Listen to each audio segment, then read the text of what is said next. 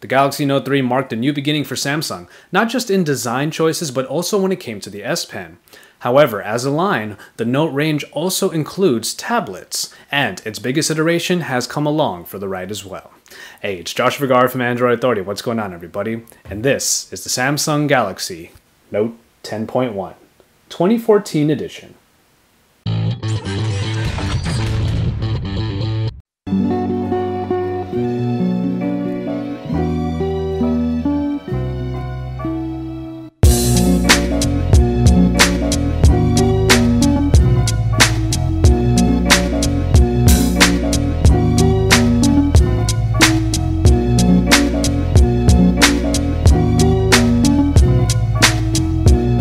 For the most part, the much bigger sibling of the Galaxy Note 3 adopts many of its design philosophies, and that is a very good thing. What you get here is a design with generally flat sides and corners that, while rounded, are definitely more decisive in their angles and is a far cry from the pebble design that we may have grown accustomed to from earlier Samsung devices.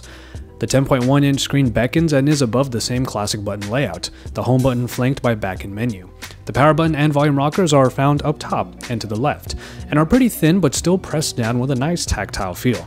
Over the corner, we have the headphone jack above one of the two speakers comprising the stereo setup.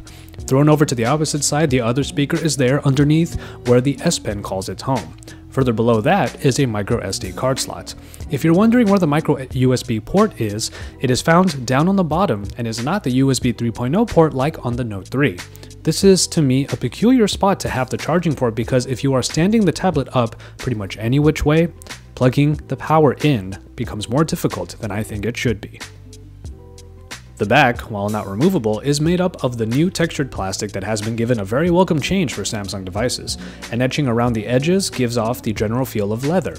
In the hand, the textured plastic definitely helps it feel very nice and helps provide a nice grip for usage. While one-handed usage is very difficult with such a large device, you can actually still grip it easily by resting your thumb over the just rightly sized bezels around the screen. It's unsurprising that a 10-inch tablet should be rather heavy, and though this version of the Note 10.1 is lighter than its predecessor, it is still hefty at 540 grams. Handling the Note 10.1 is about as good as it can get, and it is definitely as stylish as its little sibling, which is probably the best part. A great display should come with a great tablet, and that is definitely the case here as Samsung has outfitted the Galaxy Note 10.1 with a LCD screen capable of 2560 by 1600 resolution at a more than adequate 299 ppi. All content looks great on this screen as colors are nice and vibrant, making especially the TouchWiz UI pop. This might not be the bigger version of the stellar Super AMOLED display found on the Note 3, but it is really close. I really enjoyed watching YouTube videos and playing extensive sessions of Dead Trigger 2 on here. Text is given a nice sharpness that even when you bring it close up doesn't show any real signs of pixelation. Rest assured your viewing experience on this Note 10.1 will be an enjoyable one. Another area where Samsung definitely doesn't skimp out on is the performance aspect.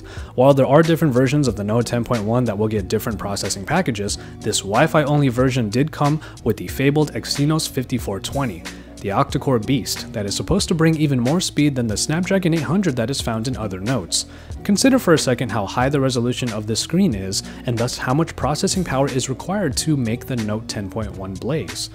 Then consider that the Antutu benchmark scores are comparable to the smaller Galaxy Note 3 that sports the Snapdragon 800.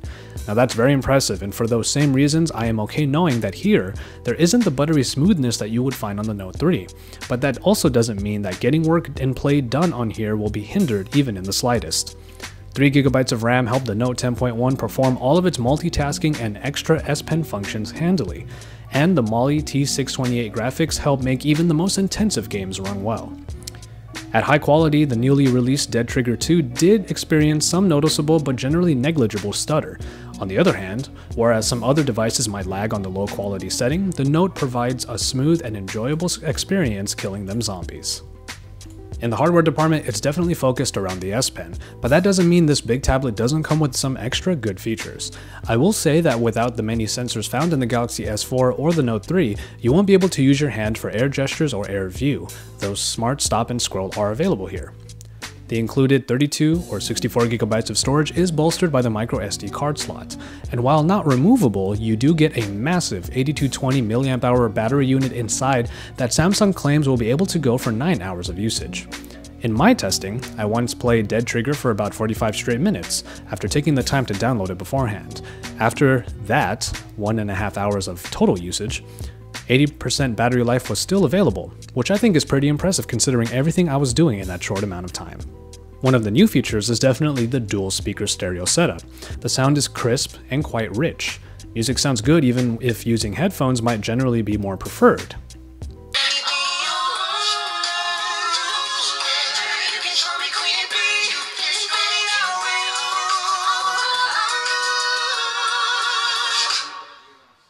And when shooting zombies, you can still easily hear another one coming up from behind.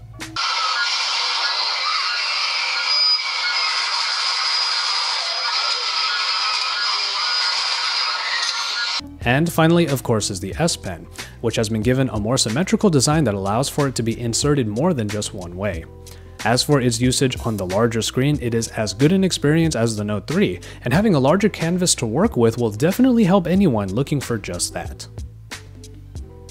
It's pretty rare that a tablet camera exceeds our typically low expectations for them, and on paper one could understandably come into the Note 10.1 with them. Compared to the standard 13 megapixels of other top-tier devices, this tablet comes with an 8 megapixel shooter. The app is very much like we've seen in other Samsung iterations, but doesn't come with nearly as many extra features, though drama and eraser modes are baked in. It is in the picture quality though that we find our expectations surpassed, as this tablet camera actually performs pretty well. Colors have a good punch to them in pictures, and sharpness is at a nice high level. Even if the 8 megapixels do put this camera more in Galaxy S3 territory, its quality actually puts it closer to the Galaxy S4. With picture quality like this, we can almost forgive public shooting with a big tablet like this. Almost. Before I get into the main parts of the software, I do have to say one thing. While TouchWiz is undoubtedly in need of a refresh, I find that it works very well on larger screens. What we would otherwise call bloated in their earlier or let's say smaller devices fits almost perfectly on a big high-resolution display. If I needed to use TouchWiz, I would take it on a Note device any day. To be fair, the TouchWiz on these newer Note devices look and generally feel the way you remember it, and while it does make some different choices in the tablet version, a couple could use another look, like the notification dropdown that shades the entire screen rather than shows in sections, like in stock tablet Android. Despite this general familiarity, TouchWiz on the new Notes comes with the new S Pen functionality and an improved multi-window. Multi-window has been given the ability to run two of the same app at once, easily drag data from one to the other, and even provide some multitasking within the segmented windows. Multi-window fans will love using the new version on this larger screen, and it might become a routine. The S Pen on the other hand got the new Air Command menu, which replaces a few of the functions from previous Note devices. Inside it are 5 easy to access functions like the contextual action memo and the powerful S Finder search. These and the S Note or Sketchbook apps give you a great level of control, whether that's creative or not.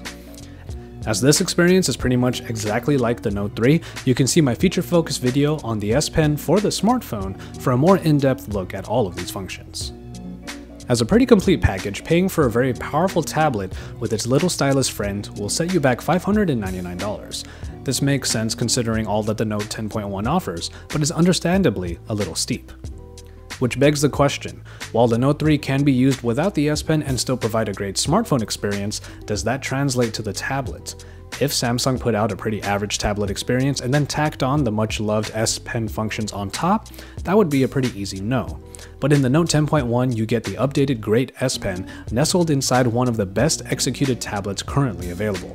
Speed, a wonderful screen, the Exynos 5420, an accessible overall design and form factor, and a surprisingly above average camera make this a pretty complete package.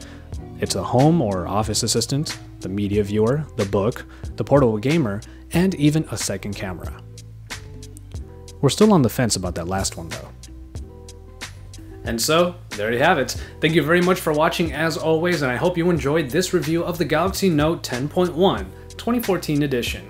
Like I said before, if you want a closer look at the S Pen and everything that it can do, you can see my feature focus video on it, and even though it is on the Galaxy Note 3, the experience is very much largely the same.